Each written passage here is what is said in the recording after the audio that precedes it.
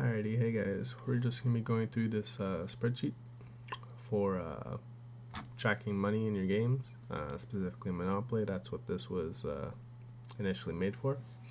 But I'm sure you could probably apply this to any other game that has cash or does like transactions similar to Monopoly. So basically, we have the number of bills up here. So you have 30 bills for like each of the bill denominations. So you have 30 for $500 bill, 30 for $100 bills, 30 for 50, 20, 10, 5, and 1. And that gives you a total cash pool of 20,580, as you can see right here. Yep. Next you have like the cards. So these are the cards for each person, and you can figure out like how many number of bills they have, and basically how much total cash they got. So you can see the cards per each person. I do have some fail safes to make sure that the money is properly accounted for, so you can't really make that mistake. I'll probably show that later on. But down here you can change the player names, so I'll just put in James. So James is popping up over here, player 1, James. He has this whole thing to like show his bank account. And let's put in another player. Let's do Susan.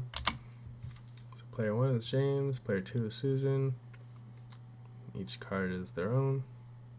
So now let's see how we want the transactions to happen. So basically we need to send out the money, either start off money. So I'll just quickly put here. So go to the drop down menu, 1500, 1500, and then we need to send the money from the broker to the people, so James and Susan. So I'm just going to put the sender as the broker, and then we'll put the receiver as James and Susan, and then I'll actually start putting in like the number of bills. So start off, to get your 1500 you have to have two 500s,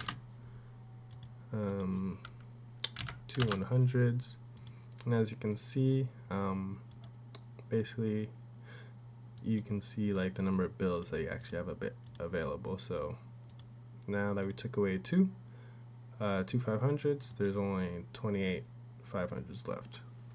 Anyways, going on, two 50s, six 20s, five 10s, five 5s, and five 1s. So after you put in that information, you can now see like the amount and the amount over here, and that amount is being sent over to James. So if you go over to the James card, or player 1, or this card right here, you can see the total of 1500 being reflected right there. So now I'm just going to do the same for Susan. Just going to put in the same information, and you can just like watch over here as the amount changes.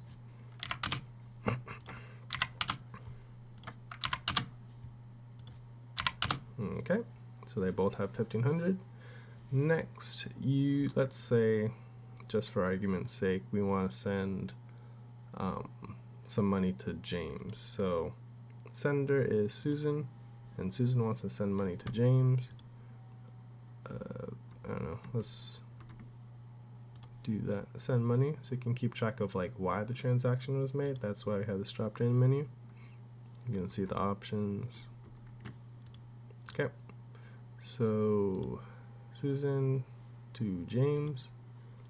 Let's say Susan wants to give James, I don't know, 500. We'll just do that. So that's that. See the amount pop up here. So let's find James. So James was previously at 1500, but now it's at 2000. And then we check over to Susan, and Susan now has 1000. So she dropped from 1500 to 1000. So that's correct. Okay. And then let's say James now wants to send money back to Susan or whatever. I don't know. James sends back like, I don't know, $300. So we have a mistake. We have a -1 bill. Let's actually revert that transaction so you can actually see what actually happened. So James was trying to send $300, so three $300 bills. But James over here only has $200 bills. So you put 3, and then this highlights as a -1 because James did not have $300 bills. So that's an issue. So you can like properly keep track of your money, which is what I said before. So yeah, that's all you really need to know about the transaction part. And I guess if I wanted to change this, I could probably send money to player 3. Let's say sending $200 to player 3, and you see, oh, player 3, he's got $200 in cash now, and the 2,000 that James previously had is down to 1,800. So yeah, it's pretty flexible in that.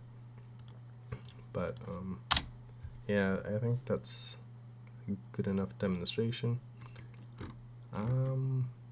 Yeah, and then for the property aspect, you can put in your owner name. So let's say James rented house number 1. It's just like 1 and 2. You can just do the check boxes to like showcase that or make it obvious that this person has rented the house and owns property and whatnot. But yeah, I think that is a good enough walkthrough of the spreadsheet. Let me know if you guys have any questions or maybe suggestions to improve the spreadsheet. Yeah, thanks for watching.